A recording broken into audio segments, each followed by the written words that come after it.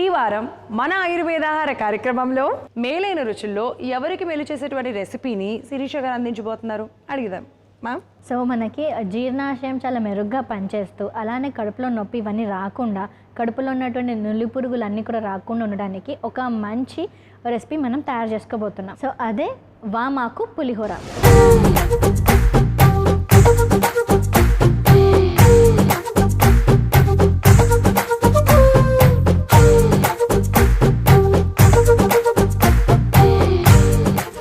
సంజీవినిలో ఎవరికి సంజీవిని నాటి ఔషధాన్ని అందిస్తున్నారు?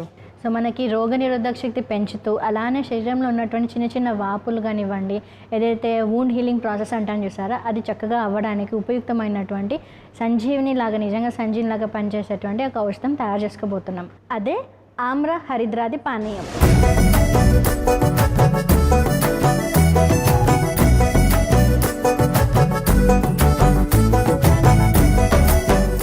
సో తప్పకుండా చూడండి ఆయుర్వేద ఆహారం. ఆయుర్వేద ఆహారం ప్రతి శుక్రవారం ఉదయం 11:30 తిరిగి మధ్యాహ్నం 3 గంటలకు చూస్తూ ఉండండి మీ ఈటీవీ అభిరుచి ఛానల్లో.